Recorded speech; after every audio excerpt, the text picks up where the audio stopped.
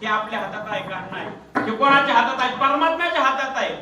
जन्माला येऊ कुणाला वाटत नाही, बरं असू द्या, जाऊ द्या, मरू द्या. आता जन्माला तुम्ही आलाय, आता मराव कोणा कुणाला वाटते? हात वर करा बरं. महाराज आमचं जाऊ द्या, तुम्हीच हात वर करा आधी. कुणाला वाटतंय का? मी मजेशीर एक नेहमी दृष्टांत सांगत असतो.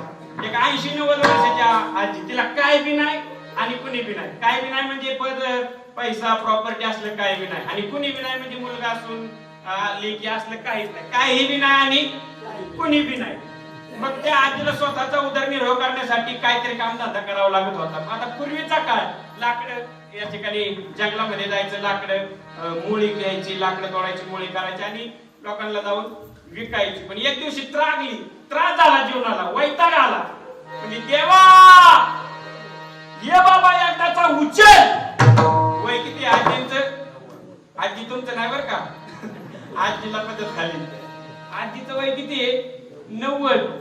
परमात्म्याने अर्थ हाक मारलेली ऐकली आणि देवाला मनापासून हाक मारली ना, भाव का भूका हूं मैं, बस भाव एक सार है, भाव से मुझे भजे तो भव में भेड़ा पार है. देव भावाचा भुकेलाय आणि भावाने हाक मारल्यावर येणार बर का. माझ्या गजराजाने हाक मारली, हा कहे वैकुंठ ती कहे गजराज. वैकुंठामध्ये हा म्हटला परमात्मा हत्तीने हाका मारल्यानंतर, आणि ते म्हणायला कुठे आले? ती कहे गजराज. एवढा माझा परमात्मा तयार आहे. आजीची हाक ऐकली, परमात्मा आले. म्हणले आजी खूप वैतागली जीवनाला, चल. म्हटली ना मला उचल. म्हणली देवा मला उचलाय नाही, मुडी उचलायला. काय उचलायला? 90 वर्ष असू द्या, 100 वर्ष असू द्या, कुणाला मरावं वाटतंय का? मरावं कुणाला वाटत नाही. कारण का तुम्ही आपण ज्या प्रारब्धामध्ये जीवन जगतो त्या प्रारब्धाचं नाव आहे अनिच्छा. इच्छा नाही.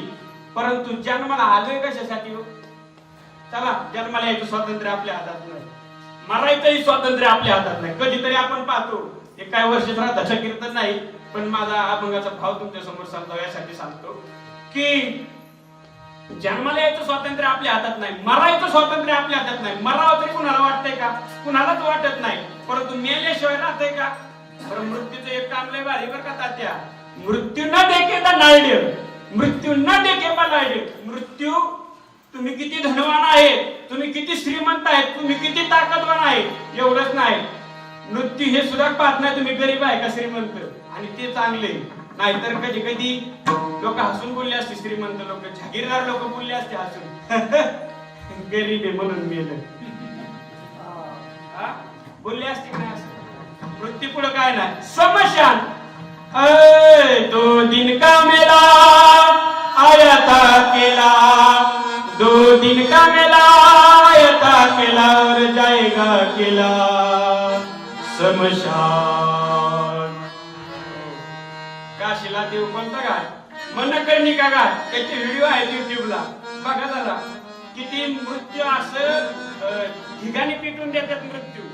माणसाला इच्छा नाही मरायची, पण मरावा मात्र लागते. वरून खाली जन्माला आला त्याला जन्म म्हणायचं. काय वरून? आपण देवाच्या घरून जन्माला आलो. देवाचं घर कुठे? आपण वर समजतो सगळे. देवाचं घर वरून आहे. वरून खाली येणे याला जन्म म्हणायचं, खालून वर जाणे याला मृत्यू म्हणायचं. पण या मधल्या अंतरामध्ये कसं जगायचं याला जीवन म्हणायचं.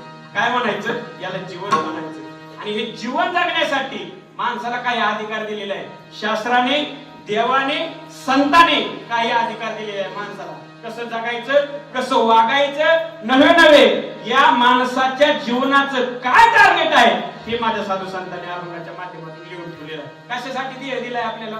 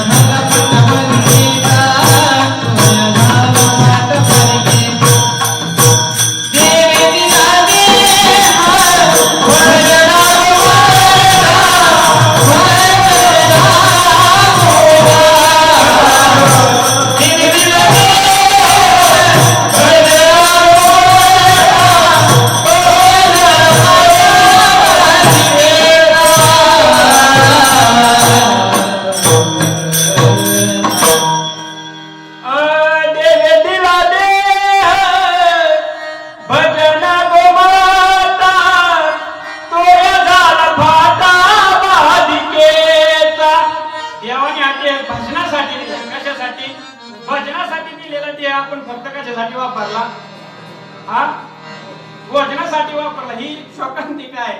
महाराज कधी कधी असा प्रश्न पडतो की जगायसाठी खायचंय का खायासाठी जगायचं? देवाने फक्त एवढ्यासाठी नाही दिला. देवे दिला देह भजनी गोमाता तो या झाला फात्रा बाधिकेचा बाधा झाली कशाची?